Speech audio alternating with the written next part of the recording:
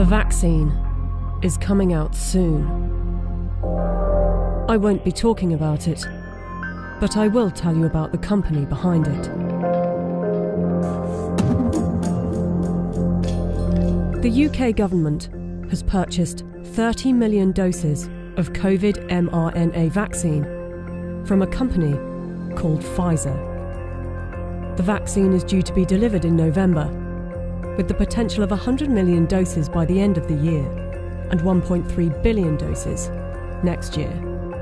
News just out. Pfizer says it could be ready to apply for emergency use authorization for its COVID-19 vaccine candidate by late November.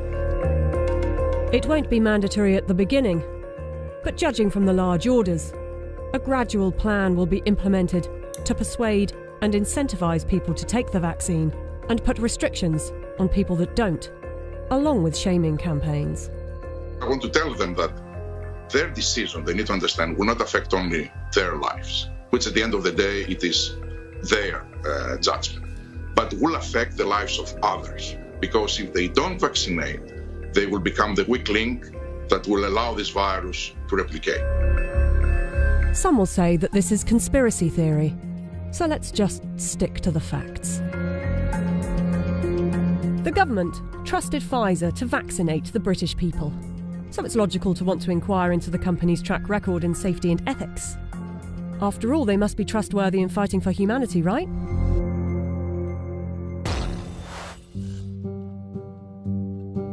Pfizer made itself one of the largest pharmaceutical companies in the world by purchasing its competitors and through aggressive marketing tactics.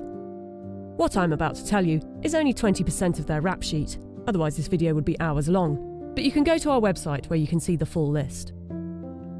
Pfizer received the biggest criminal fine in US history as part of a $2.3 billion settlement with federal prosecutors for mispromoting medicines and for paying kickbacks to compliant doctors.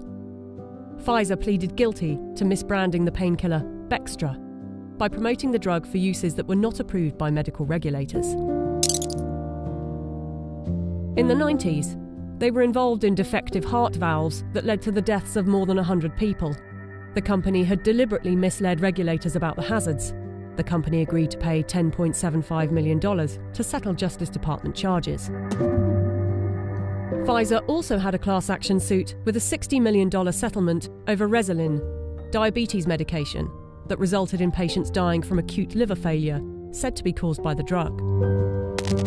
In the UK, they have been fined nearly £90 million by the UK's competition watchdog for unfair pricing to the NHS after hiking up the cost of an anti-epilepsy drug by 2,500%, charging the taxpayer an extra £48 million than the actual price, which is $2 million per year. Buying competitors and mis-selling drugs weren't the only factors in making them the giant of a company they are. Their special relations with doctors and medical professionals has also helped. In 2004, Pfizer's subsidiary agreed to pay $430 million to resolve criminal charges that it paid physicians to prescribe its epilepsy drug, Neurontin, to patients with ailments for which the medication was not approved. In 2010, a federal jury found that Pfizer committed racketeering fraud in its marketing of the drug.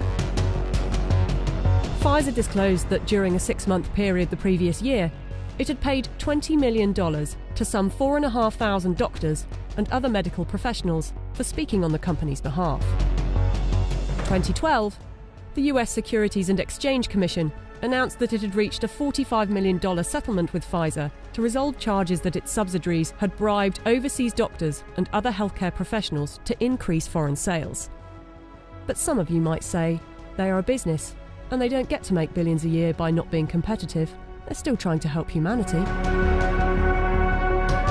Pfizer was sued in a US federal court by Nigerian families who accused the company of testing a dangerous new antibiotic called Trovan on children without parents' consent and using their children as human guinea pigs.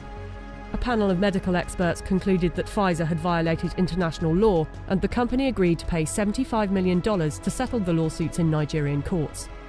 The US case was settled for an undisclosed amount. Amid widespread criticism of high pricing for poor countries, and in particular AIDS medications, Pfizer offered to donate a 2-year supply of its drug, Diflucan, worth $50 million to the South African government.